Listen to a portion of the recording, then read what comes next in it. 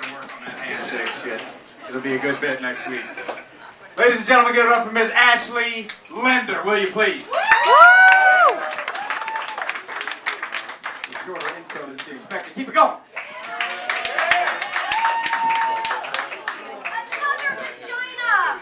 Happy day for everybody in this sausage fest that is comedy. I feel bad. I wanted to start off with letting you all know that I am very proud to be a vagina owner. And I feel, yes, where are the ladies at? Let's hear it. For your cunt! I said the C word. I'm sorry, that pisses off a lot of women. All right, just for your clam. It happens. No, I feel like I need to be really proud of my vagina just because guys are absurdly proud of their dicks. And I'm not saying anything is wrong with that. Power Rod, that's what you got down there, my man. Way to go. That's cool. But vaginas are nature's origami, and it's very easy to forget that. There's a beauty, it's a magic little riddle that is between our legs. But I was walking through the grocery store the other day, and I found myself in the feminine hygiene department. Yeah, there's an entire department for your compartment. My vagina got a little sad when we were walking through the aisle because, like, it's just thing after thing to shove inside of yourself and make your vagina into a potpourri, smelly little cornucopia fun. And the aim is to make it fresher, to make it nice. Which I mean, I don't wanna, let you in on any little secrets. But if you shower and take a little wet nap, everything is a-okay. Just keep it clean and you're fine. But there's a lot of scented tampons and douches, and I was particularly disturbed when I saw a douche that was baby fresh flavor. And I mean, maybe it's just not me. I'm not into fucking pedophiles. But if my vagina smells like a baby and somebody's getting really jazzed, I got a couple of questions. And I don't really think that I want to be that fresh flavor.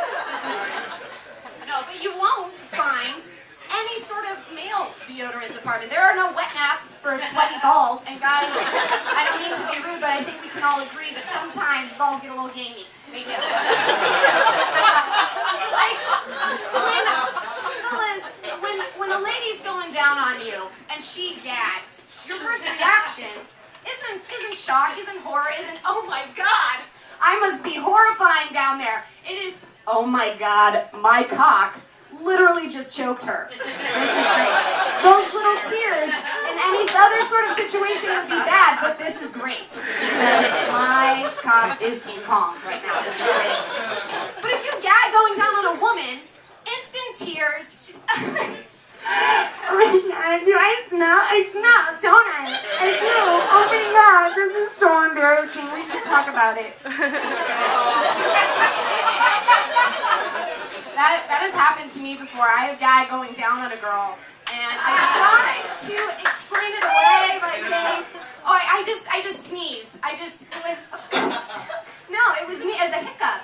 It was a love hiccup. No, it was not a love hiccup. It was a rude thing that she let me in on, and that was not nice. But I didn't let you all know that I do regularly go down on women. So when I say I love vagina, I literally mean all of them. Okay, well, not all of them. We know that there are some busted up vaginas out there. Just that there are some rough and tumble D's. There are some D's that have seen brighter days, you know. And I don't think that that's a stab at women when I say that. But, you know, it happens. So, moving right along, it goes without saying that I'm single. Surprisingly, with one who is obsessed with vaginas, you'd think. No, I'm just really uncomfortable around women. I have a hard time approaching them if it's, like, not in a friend situation, because I'm always thinking, oh my God, they can read my thoughts. This is really weird. And so I'm thinking every woman knows that I've got a virtual porn Rolodex, and I'm just seeing, all right, who does she most look like that I could look up later and then pretend that I'm actually having sex with? You know, just the likeness, something like that. Yeah. When I came out to my parents, it was really rough. My parents, they took it well, but my mom was just like, oh.